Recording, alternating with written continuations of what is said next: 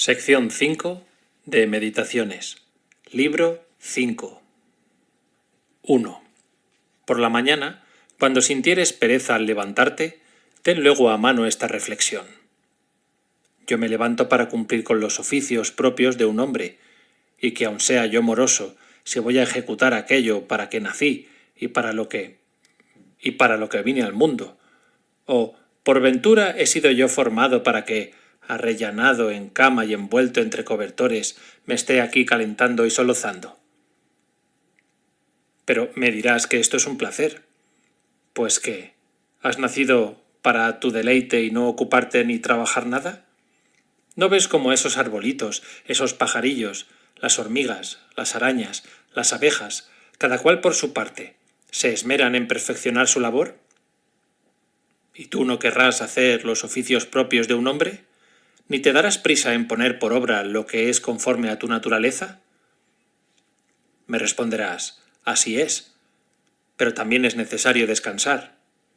Conviene, sin duda, y la naturaleza prescribió en esto su regla, como la ha prescrito en el comer y beber, y tú, con todo, en esto último, pasas más allá de lo que es regular y suficiente, y en lo que toca a tu deber, no lo haces así, sino que te quedas mucho más atrás de lo que pueden tus fuerzas. La razón es porque de veras no te amas a ti mismo, que si en realidad te amases, abrazarías también tu naturaleza y abrazarías sus dictámenes, visto que otros, teniendo por pasión sus artes, se consumen en el ejercicio de sus obras y descuidan de su aliño y aun de su sustento. Mas tú cuentas menos con tu naturaleza que un torneador con el arte de tornear, que un cómico con el teatro, que un avariento con la plata, que un ambicioso con la gloria. Y estos, una vez poseídos de semejante pasión, ni el dormir ni el comer estiman más que adelantar aquellas cosas a que se inclinan y de que se dejan arrastrar. Y a ti los oficios debidos a la sociedad te han de parecer muy despreciables y dignos de menor atención. 2. Cuán fácil cosa es el que uno sacuda y borre de su fantasía toda la representación turbulenta e impetuosa, y que al punto se quede en suma paz y toda tranquilidad. 3. Juzga por decoroso a tu persona el decir y hacer todo aquello que no desdice a la naturaleza, ni te haga desmayar la vituperación que de algunos hombres pueda originársete. Antes, por el contrario, si la cosa dicha o hecha fuese honesta, no te desdeñes de ella, porque aquellos tienen su propio espíritu y modo de pensar, y se dejan llevar de su propio ímpetu y pasión. Mas tú no quieras atender a ellos, sino acaba el camino emprendido con rectitud, siguiendo la dirección de tu propia naturaleza y de la común del universo, puesto que ambas guían por un mismo camino. 4. Voy siguiendo las huellas de la naturaleza sin parar, hasta tanto que descanse en la muerte, volviendo mi espíritu a aquel mismo principio por el cual vivo cada día, y convirtiéndome en aquel elemento del cual mi padre recogió la materia con que me engendró. Mi madre, la sangre con que me nutrió. Mi ama, la leche con que me alimentó. En aquel elemento, digo, del cual por tantos años diariamente recibí la comida y bebida, sufriendo que yo le pise y abuse de él para tantos usos de la vida. 5. ¿No estás dotado de un ingenio tan agudo que excite la admiración? Sea así. Pero otras muchas cosas hay respecto de las cuales no puedes alegar la disculpa de que por naturaleza no eres apto para ellas. Pon, pues, por obra aquellas cosas que totalmente penden de tu arbitrio, como es la integridad y la gravedad, el ser tolerado en el trabajo y abstenido en el deleite, conforme con tu suerte, contento con poco, manso, independiente, enemigo del lujo, serio y espléndido. Porque no ves que, pudiendo tú hacer muchas cosas en las cuales no tiene lugar ese tu pretexto de falta de ingenio y habilidad natural con todo, te has quedado muy atrás por tu gusto? Pues que, ¿acaso la cortedad natural de tu talento te hallas en la necesidad de murmurar, de ser miserable, de adular, de echar la culpa de todo a la fragilidad de tu cuerpo, de ser muy condescendiente, de ser jactancioso e insolente y de tener el alma siempre agitada de tantas pasiones? Por Dios que no. Antes bien, podías tiempo ha verte libre de tales vicios. Si tú eres notado de ser un poco tardo y no tan capaz, lo que solo debías hacer era corregir con diligencia ese, tu vicio, y no tenerlo en poco ni estar bien hallado con esa falta de talento. 6. Suele hallarse alguno que cuando ha hecho algún beneficio a otro no sosiega hasta echarle en cara la tal merced y publicarla. Otro hay que, no siendo tan temerario e imprudente, a sus solas reputa por su deudor al favorecido y no se olvida del bien que le ha dispensado.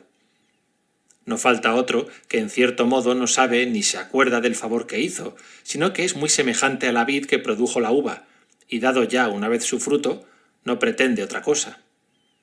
Al modo que el caballo, habiendo hecho su carrera, el perro seguido su caza y la abeja trabajado la miel, así el hombre que hizo bien a otro no debe andar publicándolo, sino pensar solamente cómo podrá servirle otra vez, imitando en esto a la vid que a su tiempo vuelve a llenar la uva. Según eso, ¿conviene que yo sea uno de aquellos que en algún modo hacen bien sin mirar a quién? Sin duda.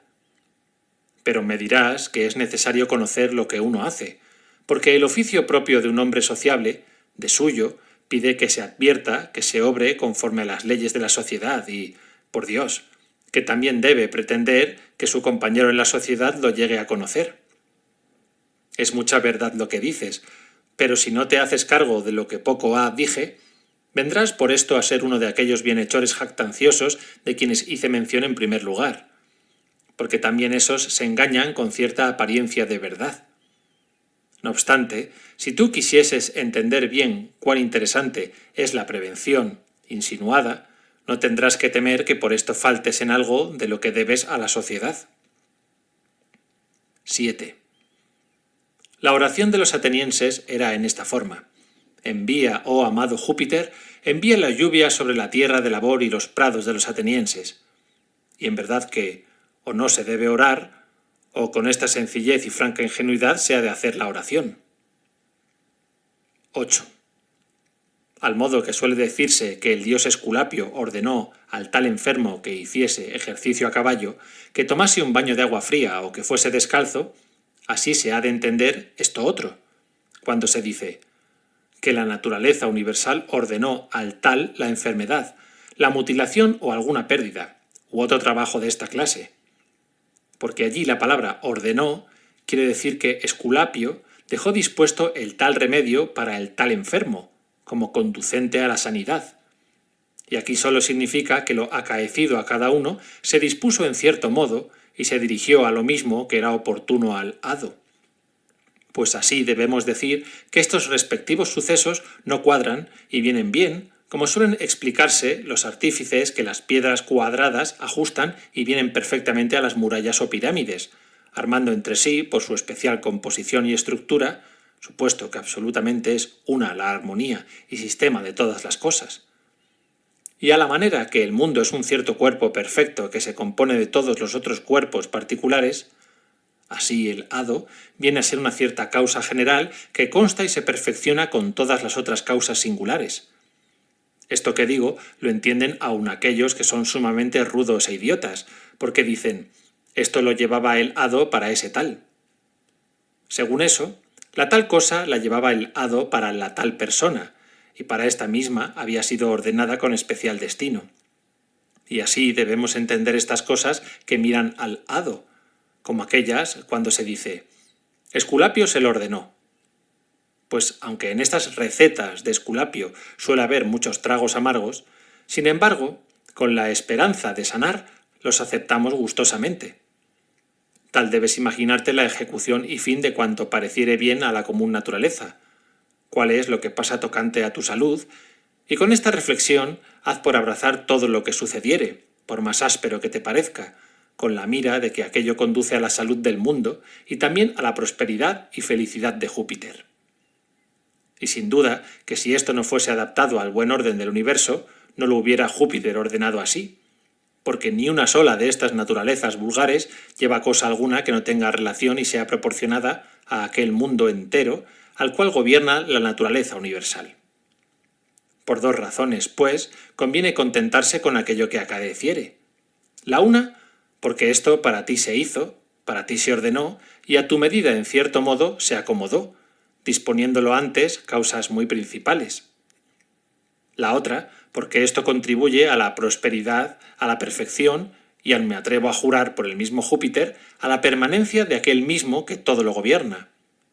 Y en verdad que este mundo, en sí, perfecto y entero, vendría a quedar manco y mutilado si uno cortase y descortase, por poco que fuese, la conexión y contigüidad, tanto de sus partes cuanto de sus causas particulares.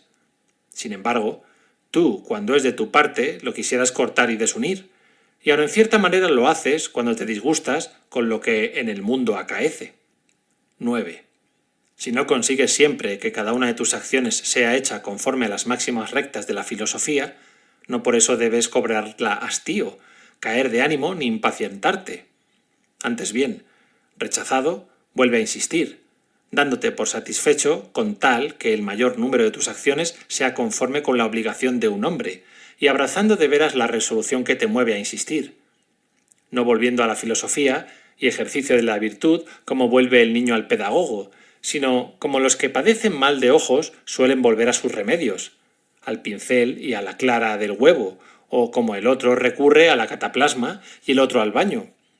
Porque haciéndolo así nada echarás de menos, a fin de dejarte persuadir de la razón, antes con placer te adherirás a lo que ella te dictare. Ten asimismo presente que la filosofía quiere solamente aquellas cosas que tu naturaleza quiere. ¿Y tú querrás otra cosa que no sea conforme con la naturaleza? Pues ¿qué cosa puede darse más gustosa que esta? ¿No es verdad que por este cebo del gusto te engaña el deleite? Pero repara y mira con atención si te será más placentera la magnanimidad, la liberalidad, la ingenuidad, la igualdad de ánimo, la pureza y santidad de costumbres.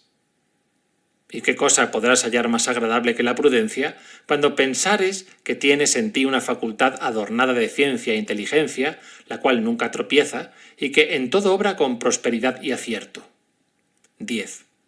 Las cosas, a la verdad, de tal suerte están escondidas y ocultas, que a no pocos filósofos les parecieron que absolutamente eran incomprensibles.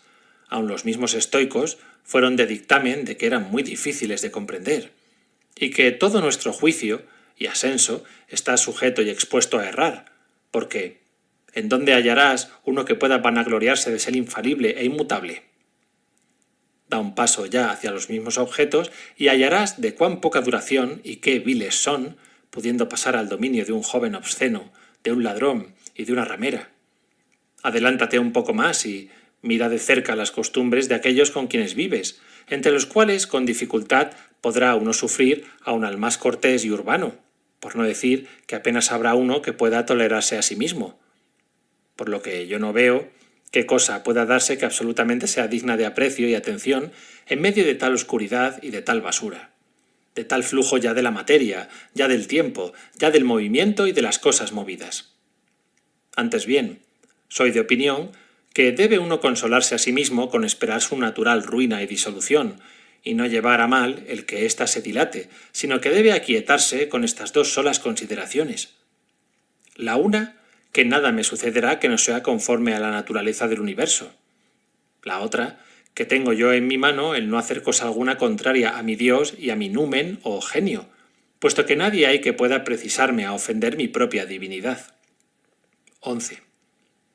En cada una de tus acciones particulares deberías preguntarte, ¿en qué empleo ahora mi alma?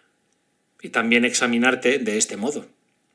Al presente, ¿qué cosa tengo en esta mi parte que se llama la parte principal? ¿En qué estado tengo presentemente mi alma? ¿Acaso en el de niño, de un mancebo o de una mujercilla? ¿Por ventura en el de un tirano, de un jumento o de una fiera? 12. Cuales sean aquellas cosas que en el concepto del vulgo pasan por bienes, podrás colegirlo de esto que diré ahora. Si uno llegase a formar en su mente la idea de los que realmente son bienes verdaderos, como la prudencia, la templanza, la justicia, la fortaleza, este tal no podría oír, habiendo hecho de antemano el debido concepto de esas virtudes, el que se les juntase cosa alguna que no se conformase con aquella idea del bien verdadero. Por el contrario, si uno hubiese primero formado la idea de los bienes que el vulgo reputa por tales, este tal oiría con indiferencia y fácilmente aprobaría lo que dijo el cómico como cosa bien aplicada. De este modo, los más de los hombres se imaginan la diferencia de bienes a bienes, porque, a no ser así, el dicho del cómico no chocaría tanto ni disonaría aplicado a aquellos bienes, mirándose como traído con propiedad y muy al caso respecto de la riqueza y de la abundancia de cosas conducentes al deleite y a la pompa. Anda, pues, y pregunta si deberán ser dignas de aprecio y contadas entre los bienes verdaderos aquellas cosas a las cuales, de antemano concebidas en la mente, se las puede propiamente aplicar. Que poseyendo tantas con opulencia, no tienen dónde colocarlas, no verificándose esto haciendo relación a las virtudes mencionadas. 13. Yo he sido compuesto de materia y forma, pero ninguno de estos dos principios se aniquilará, como ni tampoco han venido de la nada. Cualquiera, pues, de estas partes pasará mediante la mutación a ser alguna parte del mundo, y ésta pasará, segunda vez, a ser otra parte del universo, y continuándose después esta sucesión hasta el infinito. Ni sólo yo vine al mundo por esta vía de la mutación, vinieron también los que me engendraron, y por su orden otros, retrocediendo al infinito. Ni hay motivo alguno para que esto no parezca verdad, por más que el universo se rehaga y ordene de nuevo, según sus periodos determinados. 14. La razón y el arte de vivir, según ella, son ciertas facultades que, contentas y abastecidas por sí mismas, no necesitan para sus acciones de socorro extraño. De ahí es que no sólo empiezan éstas a obrar por un principio propio, sino que también por sí se encaminan hacia el fin que se han propuesto. Por lo que este género de acciones se llama katortosis, o sea, obras rectas, significando con el nombre lo recto y derecho del camino que siguen. 15. Ninguna de estas cosas se debe decir propia del hombre que no le convenga por razón de tal, ni se pueden exigir del hombre por obligación, ni su naturaleza se las promete, ni ellas perfeccionan la naturaleza humana. De aquí es que en ninguna de estas tiene el hombre puesto su fin, y en ninguna se halla tal la bondad que complete y perfeccione el mismo fin. A más de que si alguna de las cosas dichas perteneciese al hombre, por cierto que no le estaría bien al mismo el que la despreciase ni fuese contra ella, y así este mismo no sería digno de alabanza, dando señales de que no necesitaba de ellas, ni mucho menos sería tenido por hombre bueno el que en alguna de éstas se fuese a la mano, si es que existiesen y fuesen dables tales bienes. Pero ahora vemos que cuanto más uno se despoja de estas y otras cosas semejantes, o con cuanta mayor paciencia lleva el que se las quiten, tanto más crédito adquiere de hombre sabio y bueno. 16. Tu alma, o sea, mente, será tal, ni más ni menos, cuales fueren las cosas en que frecuentemente pensares, porque el alma queda imbuida y como penetrada de sus ideas y pensamientos. Imbúyela, pues, con frecuencia de los pensamientos de esta clase. Por ejemplo, en donde quiera que se puede vivir, allí mismo se puede vivir bien. Es así que en el palacio se puede vivir, luego en el palacio también es posible vivir bien. Y también con este. Que cada cosa ha sido hecha para ejercitar en busca de su fin, y de suyo se inclina al tal ejercicio. Ni el fin consiste sino en ajustarse a la tal inclinación. Además de que en el fin está cifrado todo bien y provecho de cada uno. Y así se concluye que el bien propio de un viviente racional es la sociedad, supuesto que ya se ha mostrado que para ésta nacimos. Pues ¿qué? ¿No es evidente que las cosas inferiores fueron hechas por causa de las superiores y que éstas se hicieron con respecto entre sí? ¿Y quién no ve que las cosas animadas son de mejor condición que las inanimadas, y que entre las animadas son las más excelentes las racionales? 17. El ir tras de imposibles es propio de un loco furioso, y es verdaderamente un imposible el que los malos no hagan cosa tal. 18. A nadie acontece cosa alguna que no pueda él mismo soportar naturalmente. Lo mismo que te sucedió a ti suele acaecer a otro, el cual, o bien ignorando lo que le pasó, o bien haciendo alarde de un ánimo valeroso, se está firme y queda sin lesión. Sería, pues, cosa fuerte que pudiesen más la ignorancia y deseo de complacer a otro que la prudencia. 19. Las cosas por sí mismas de ningún modo tocan el alma, ni se las permite entrada en ella, ni pueden hacer que vuelva atrás, ni que sea movida. Ella sola es la que se muda e impele a sí misma, y cuáles fueron los dictámenes que ella admitiere, tales hará que sean para sí los objetos que se la ofrecieren. 20. El hombre es, para nosotros, una cosa muy allegada, atendida a esta razón, porque debo hacerle bien y sufrirle con paciencia, pero mirando a estotra, que hay algunos hombres que se nos oponen en el cumplimiento de nuestras obligaciones, ya el hombre viene a ser para mí una de las cosas indiferentes y extrañas, no menos que lo son el sol, el viento y una bestia, porque a la verdad pueden también estas cosas impedirme la ejecución de la obra, bien que no sean de impedimento contra mi conato y mi disposición por motivo de la excepción hecha tácitamente, y por razón de la facilidad en convertir mi ánimo a lo que me presentare, siendo así que la mente convierte todos los impedimentos de la acción y los transfiere a otra obra más aventajada, de manera que le sirva de medio para obrar mejor el mismo impedimento de obrar bien, y le facilita el camino ese mismo estorbo de caminar. 21. Honra y ten en gran estimación lo que en el mundo es lo mejor y más excelente, esto es, aquello que se sirve de todas las cosas y las gobierna.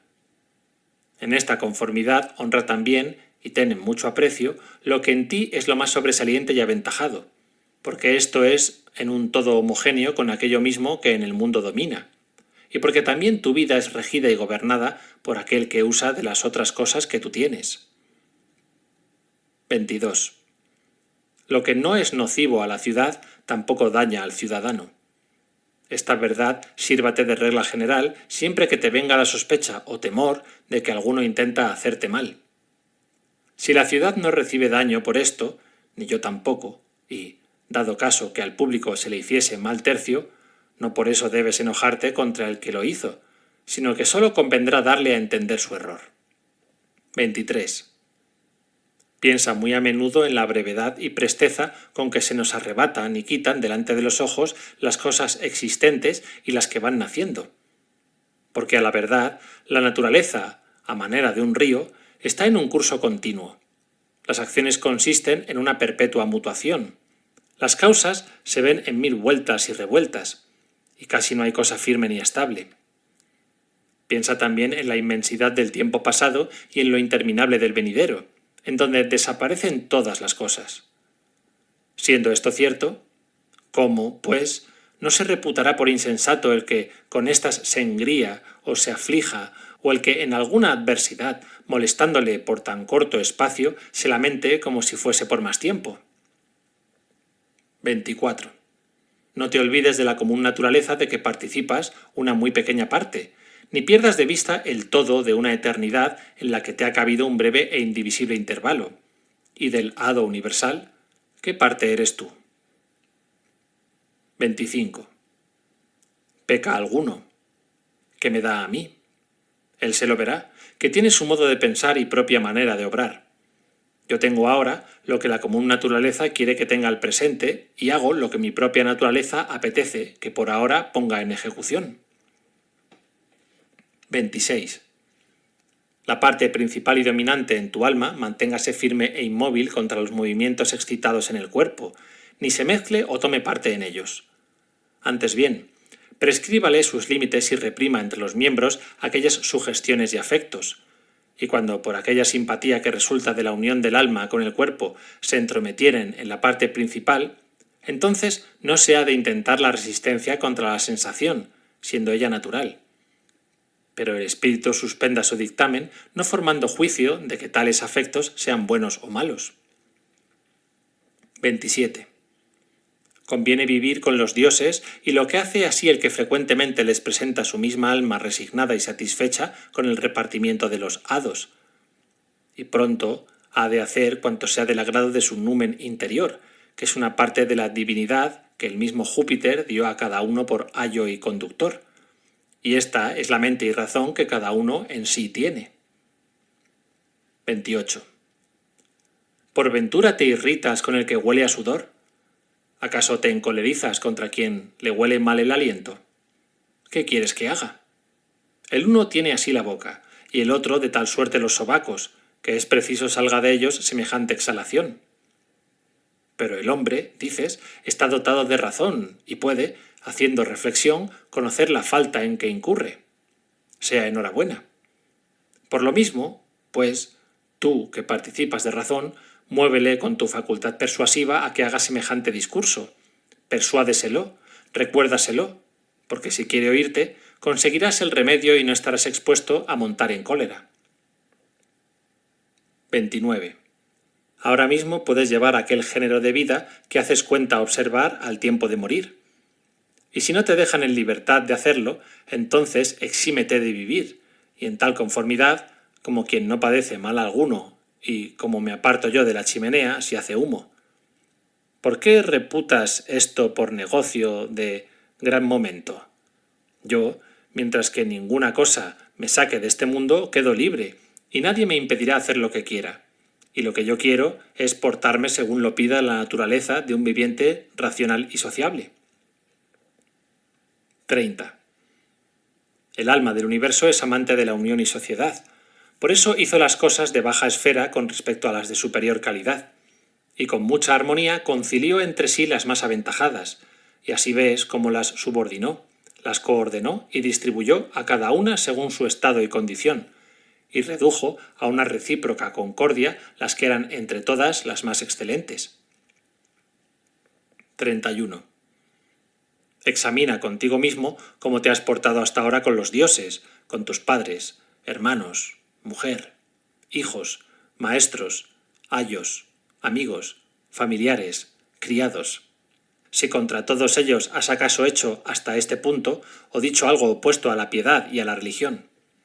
Haz memoria también de cuántos negocios han pasado por tu mano y a cuántas fatigas has podido resistir, y advierte que la historia de tu vida ya la has completado y desempeñado tu ministerio. Acuérdate igualmente de cuántas bellas cosas has visto, cuántos gustos y disgustos has padecido, cuántas cosas llenas de gloria has despreciado, y con cuántos desconocidos e ingratos te has portado con benevolencia. 32. ¿Por qué razón las almas rudas y sin arte ni habilidad han de perturbar a las que se halla adornada de instrucción y sabiduría? ¿Cuál, pues, es el alma instruida y sabia? Dirás tú. Es la que conoce el principio y fin de las cosas, y también a aquella mente extendida por el universo que, desde toda una eternidad, lo dispone y gobierna todo siguiendo ciertos plazos y periodos determinados. 33. En un abrir y cerrar de ojos vendrás a ser un poco de ceniza o un esqueleto, y a lo más quedará solamente tu nombre, o ni menos el nombre, siendo éste, a la verdad, un puro sonido y el eco de la voz. Las cosas de mayor aprecio en la vida son vanas, pútridas y de ningún valor, y como otros tantos perrillos que se muerden mutuamente, u otros tantos niños que riñen entre sí, tan pronto lloran como se ríen. Pues la buena fe y el pudor natural, la justicia y la verdad, huyendo de la espaciosa y ancha tierra de un vuelo, se subieron al Olimpo.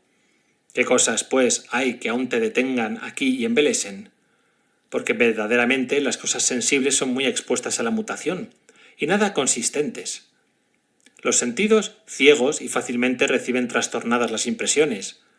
El alma es una exhalación de la sangre, y el que seas celebrado entre estas gentes, una pura vanidad. ¿Por qué, luego, no esperas con un ánimo plácido, o bien tu extinción, o bien tu traslación?